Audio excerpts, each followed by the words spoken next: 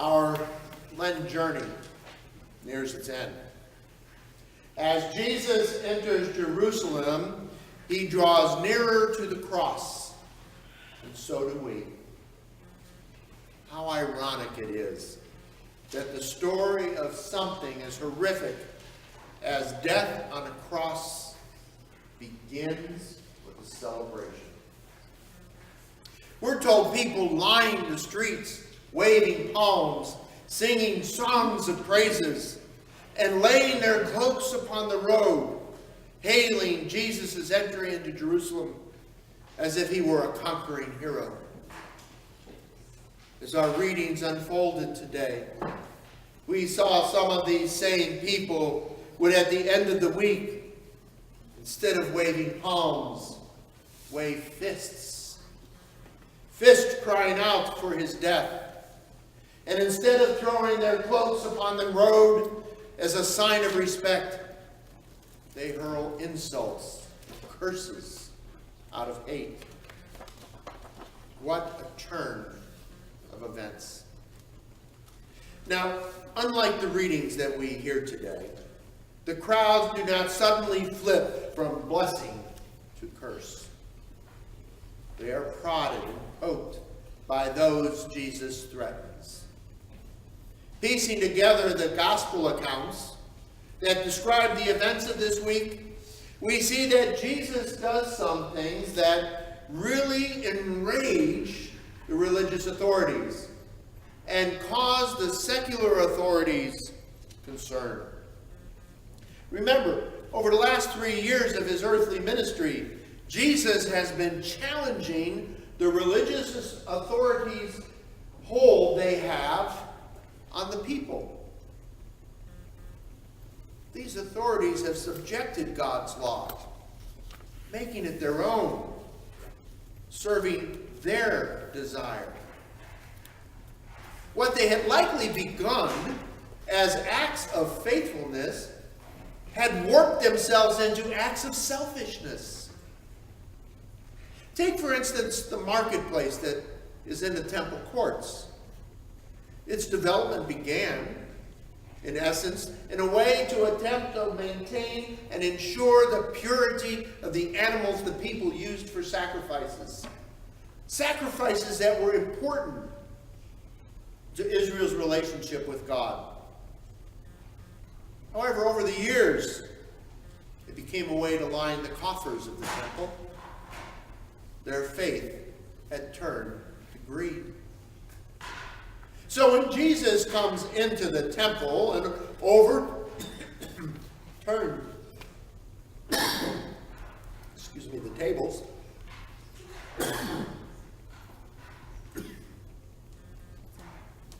and then berates the way those entrusted with the care of God's house and how they have turned their back on God is the last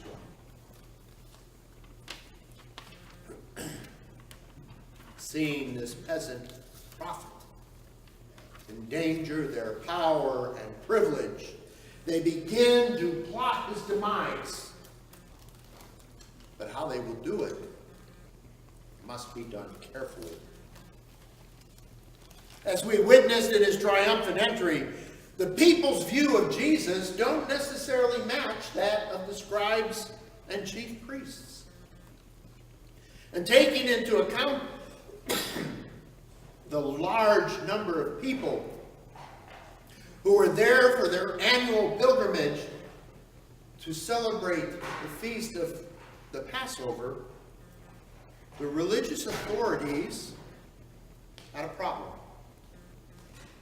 Their problem was not so much a peasant prophet being or acting so presumptuous, because if that's the way people saw Jesus, then their problems were pretty much solved.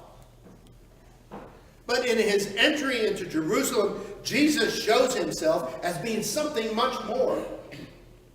As he enters Jerusalem, he comes from the direction of Mount Olive, riding on a donkey.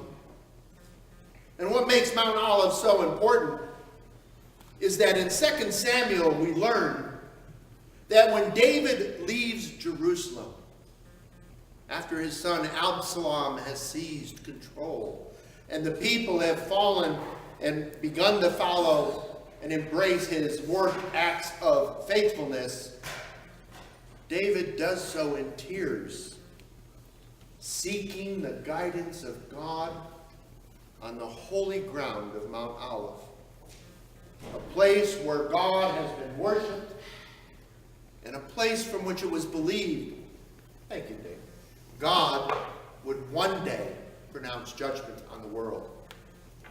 It's from this same direction David would later re-enter Jerusalem after Absalom's defeat to restore the people's faithfulness in their worship to God.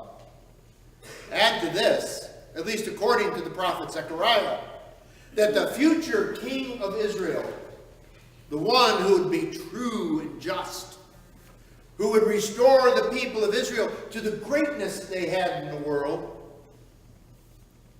who would bring everlasting peace between Israel and their neighbors, Israel and their God, would enter Jerusalem, presumably from the direction of Mount Olive, riding upon a colt, the foal of a donkey. All this creates an atmosphere for dissension. And the chief priests and scribes wasted no time looking for a way to bring order to their world. And to do so meant Jesus must die. And Jesus knows this. He's known it from the beginning. And on that mountaintop, we read about, before Lent began, we heard God's promise to be with Jesus as he made this faithful journey. Along the way, Jesus imparts truths to his disciples, truths they will need to know as they face an end of their time together. And then they did not foresee. Throughout Lent, we have watched for some of the signs that bear witness to the truths Jesus shared with his disciples. On our first Sunday of Lent, the first sign we saw reminded us of grace in our midst. And hearing this, we were meant to begin to look for it. On the second Sunday of Lent, that sign said, when we see God's grace, we need to embrace it, putting down those things that keep us from doing so. On week 3, the sign told us to watch and listen for what God's grace revealed so that we might grow in faith.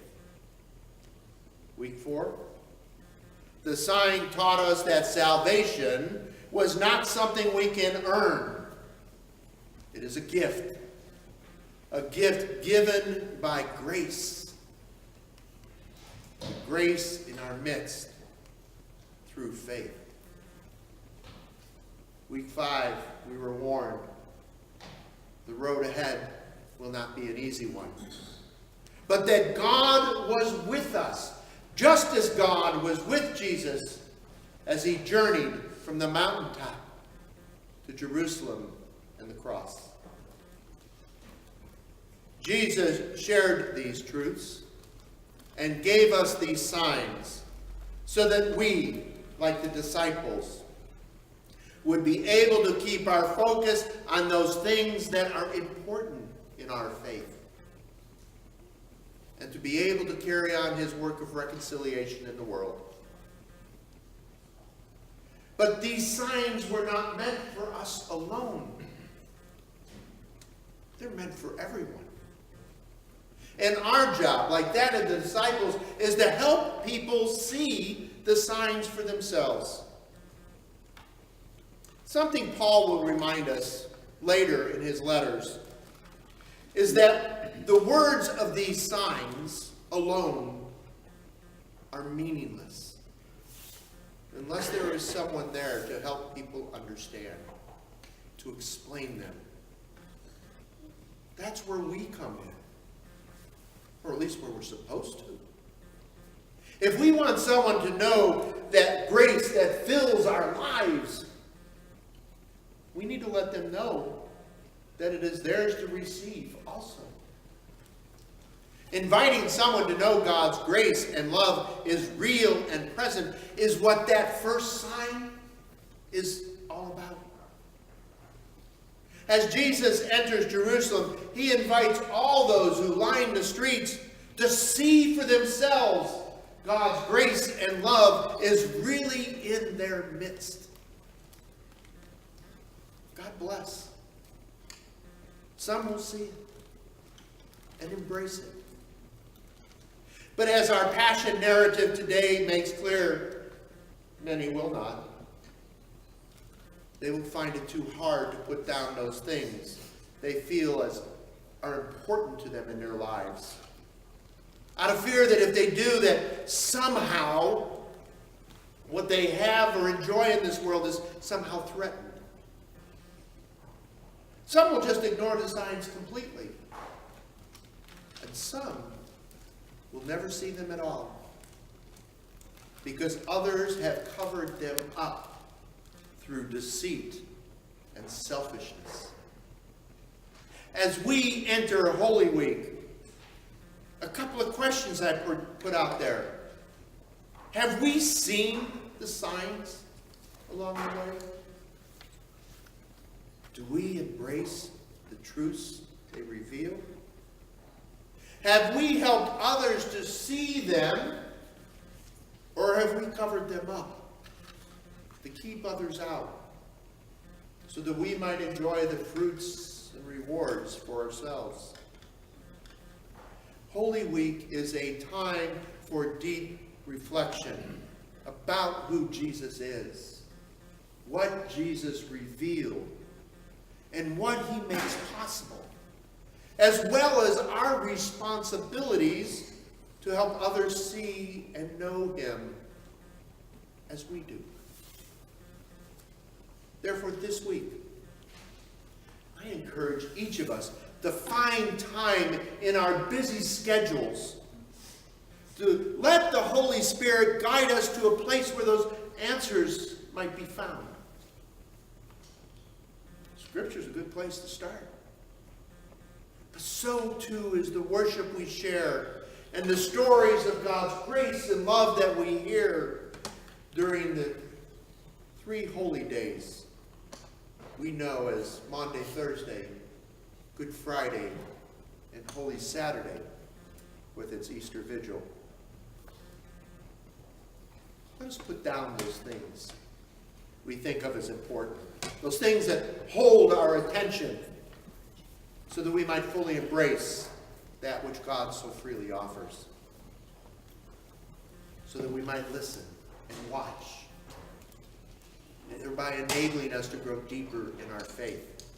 Faith that helps us to know that salvation offered out of grace is real, and that when we find ourselves challenged, we are able to know we do not face these things alone. That God has been, is, and always will be with us from our beginning to our end. As we will be reminded on Easter morning into our future too. Amen.